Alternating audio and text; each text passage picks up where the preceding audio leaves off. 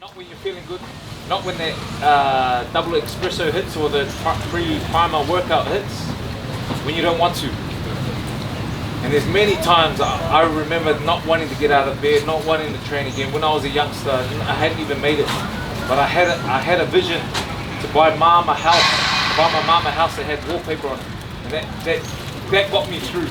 That made me have that great mindset. So whatever it is, you need to have something, a vision, a purpose that will allow that, will help with that motivation.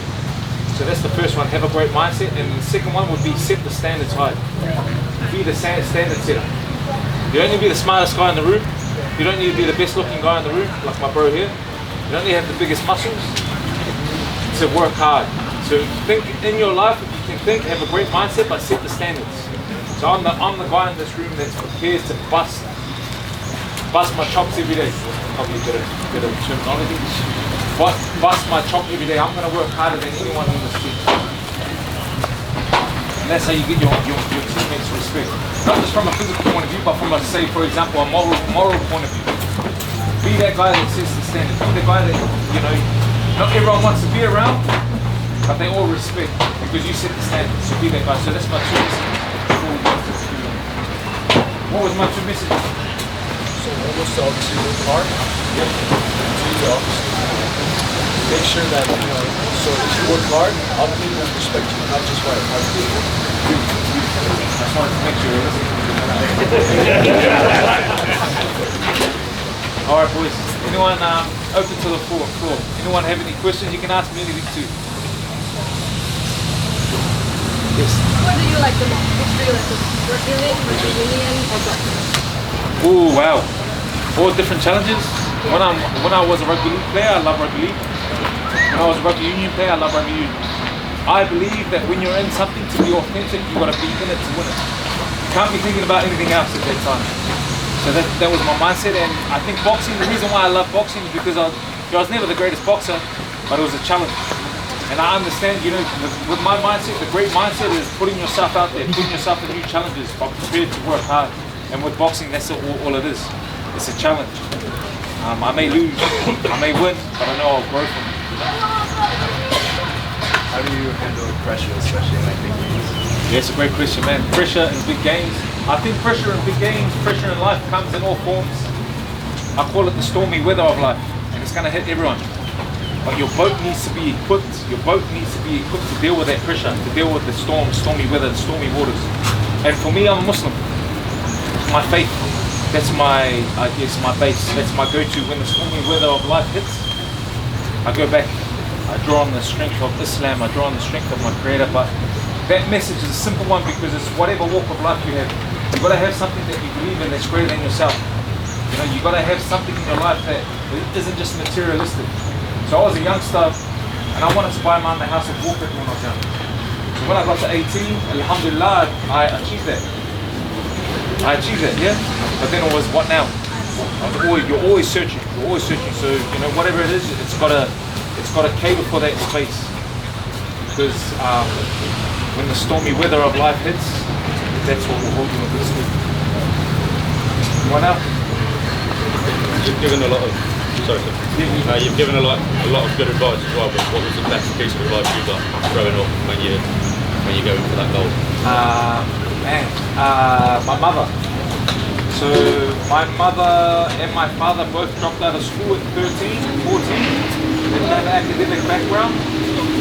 But my mother was white and my father was black. And they were together in the 1970s. So a lot of you boys come from interracial marriages. And that's what I had. But my mom,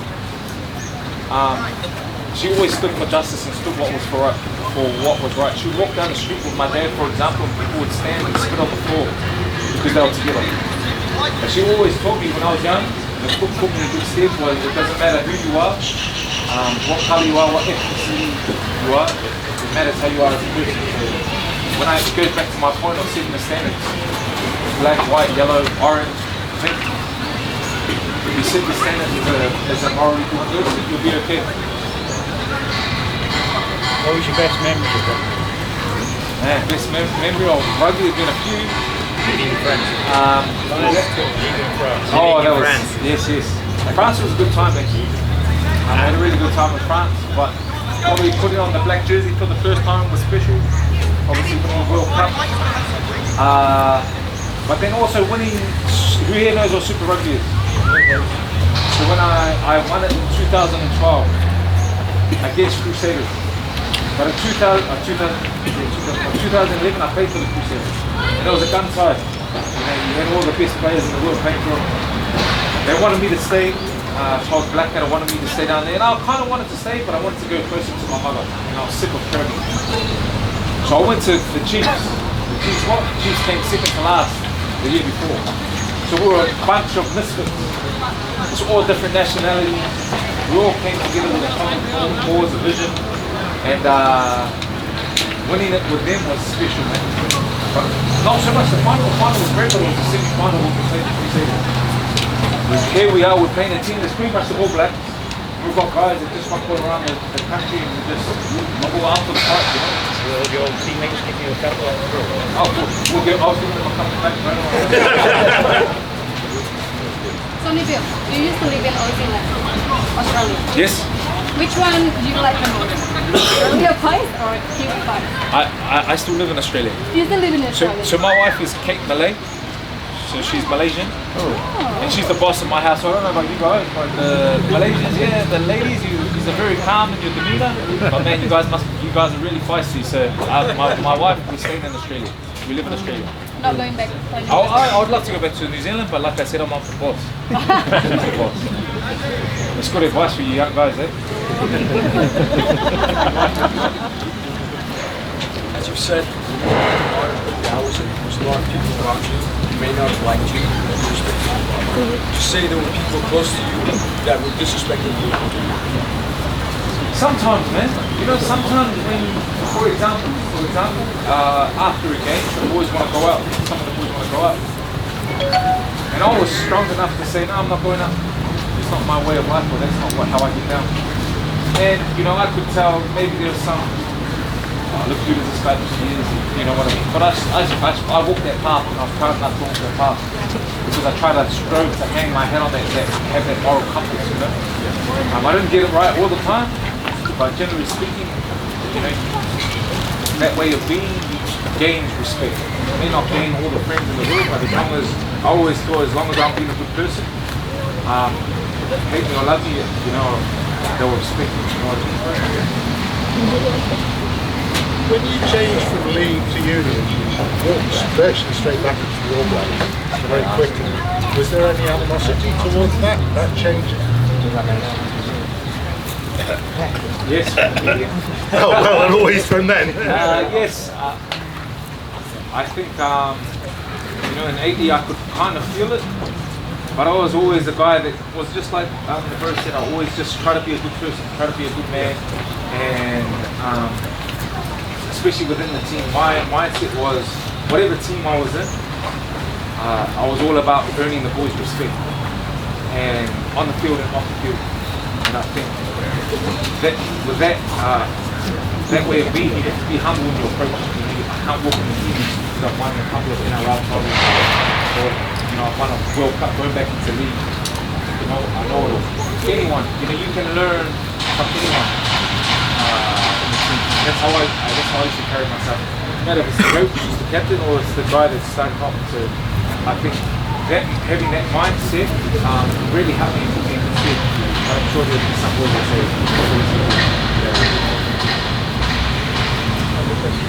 Last couple of questions. Can you throw an offload? Still got it. You know, I've lost my touch a bit, but maybe that's a drill that we can go through to our offloading drill. But I think people see the flashiness here, you know, the one over the top of that on the field. But there's many hours that go into it. Many hours, and that's the beauty of where you guys are at. Just go out there and express yourself, go out there and have fun. And you know, whether it's guys like Quade Cooper or whoever it may be on the field, you see them, they're out there expressing themselves, and it looks like they're doing these fancy moves, but these are the things that they just done at your age, bro. And that's what I used to do. I used to love doing offloads. I used to love trying to be the biggest hits on the field. And it just carries on to when we get older. when you were their age, on your own, how many hours of training a day did you do on your own? So, I think about that, an hour concept is great. But actually, in New Zealand, with the house that I grew up in, and most people in New Zealand, most young boys, we don't come from a lot. We can't afford paid sports, the swimming, tennis, whatever it may be, but we can afford one of these. And what do we, where do we come from? Households that have many kids. So growing up, I just go get the ball. We didn't have a lot of, we didn't even have PlayStation or anything like that. We just go outside and play. Cousins, friends, neighbors. And the beauty of that is, bro, I'm 8, I'm playing against 14, 15-year-old boys in the backyard and they're trying to smash me. So you got to learn to run, offload, you know? And that's what I say. I say the best teacher is you and your boys. You know, get out there, play. Get the ball in your hand. And the one thing I remember going to the All Blacks, when I first went back to rugby, Steve Hansen, I went to go on the field once and he come on the mic and he said, bro, he said, Sonny mate, whatever you do, don't offload. This was my first year in All Blacks. You fast forward 2 years later, there was a whole section in the All Blacks that was called KBI, the Ball Alive. We used to practice it, but that was for me just, so yeah, he said don't offload the first probably tackle, then I try to offload. But it's just, you know, I worked on that skill set when I was young, and then I just backed myself, and I think that's the evolution of rugby is young boys with a skill set, going out there and just backing themselves and having that fun playing, having that element of fun. So that's why I always say part of it, we always need to remember, the higher I got, the more I used to remember why I love playing this game. Because I love doing it.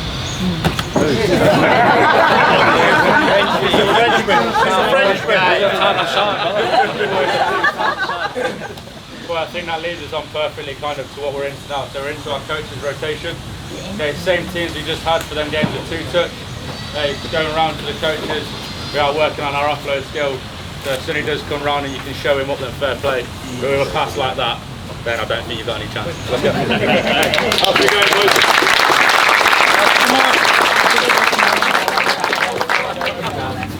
Go over to you, please. Yeah, what we can do is, the first part, we can just concentrate on the fundamentals of it, the skill set needed. But then the second part, I love what you're saying, Coach. We put it into gameplay, game action. How can we overtrain it? This is chuck the ball, brother. Please, thank you, sir. So we can play the game. It's called 2-touch, or it's just it's called touch pop. You guys heard of touch pop? So I'm coming, you touch me, I'm down here, and it's still 2-touch. So then I have to pop it. I can't. If I pass it back to you like that, then it's handover. But if I pop it up like this. So if I pop it up like this, what does coach have to do? He has to be running onto it. There you go. So then it's still 2 touches. So coach gets it. You touch him. He's going through. Touch him. Then one more. He's down. Then yes, coach. Boom. And then I'm off. Support players are all running through. All right. So that's what we're going to play after. Sorry, coach. After.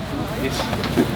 So I think the first thing we should do is, if you guys want to just do a little offload drill, just get into 3s, and it's just practicing your support play and how you need to get through. I like what coach was saying to me earlier. You guys seem to not be pushing through as much. Is that what he said? So to do a great offload, you got to think beat the player first. So we need, give me 2 guys, a defender and a support player. Okay. So I'm the offloader, but I'm not thinking about offload. All I'm thinking about is beating this player, getting past them, past the game line. You're my support player. You got him. Smash him up, Smash him up, You're thinking about timing, okay? So you tell me left or right, I want to hear it. Play. Alright. So that's what I want you to do quickly, just in 3s. You don't have much time. In 3s, I just want you to practice. One defender, one support player, one guy with the ball. You don't necessarily need the ball, guys. You can practice, pretend to offload. Who's defender? Support player? There we go. And nice. Yeah, that's alright, that's alright. Keep going, boys. Let's go. Let's keep going. Let's get some reps in. Let's get some reps in. That's alright. That's nice. You're running onto it. All right, boys, come in quick. We're on the bounce here. So the support player, remember, we've got to get past the gain line. You've got to beat them first, yeah? Support players, you've got to come from depth and timing. So that's what we're going to do in this next game, this next drill, which is what? Pop touch. So if we can go in 2 teams, coach? White and green. Quickly.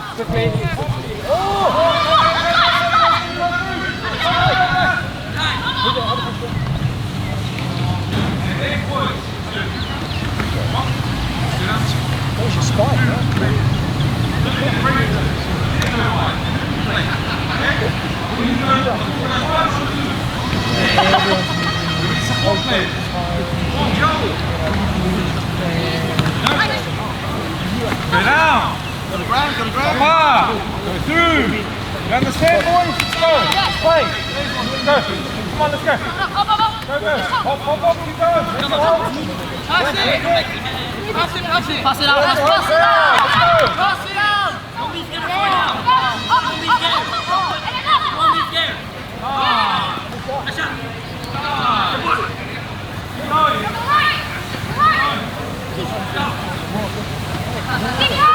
Yeah, come.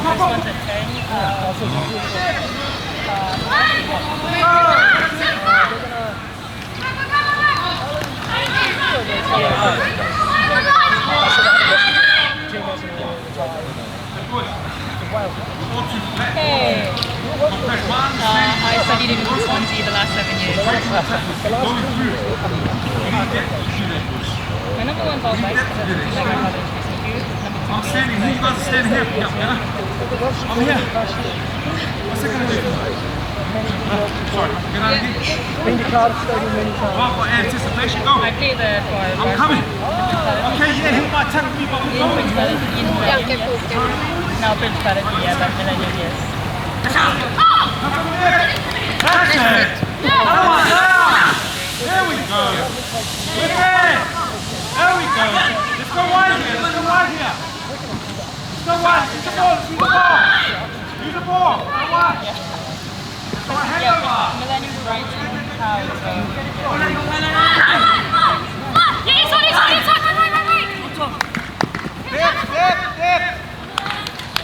Yeah, boy. Now we're talking.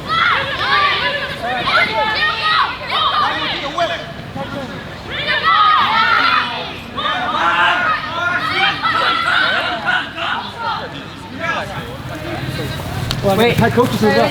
Yeah, coaches go in. One big lens, guys. Big lens behind you, John. John. Oh no, I still. Best big lens, guys. Oh, sorry. Keep going. We might want to trade lenses. Did maybe you have the wrong lens on? Cameras, boys. All right. I want you guys to get something out of that. What are we seeing? You guys really started to get it in there. What are we support play, and where does that support need to come from? Depth. You know, you may get tackled. You probably will get tackled. But it's about game line. It's about and that's what teammates are for. That's what teamwork is. You're not trying to score yourself all the time. You got to make a dent in the opposition. You know what I mean? Yeah. Just keep working hard for it. That type of drill is the best type of drill to do. Start of trainings, end of trainings, just have a bit of fun. Get the timing going. But yeah, next time I spend a bit more time with you. Is that right, boys? Yeah. What do you say, guys? Thank you so much. Thanks, boys.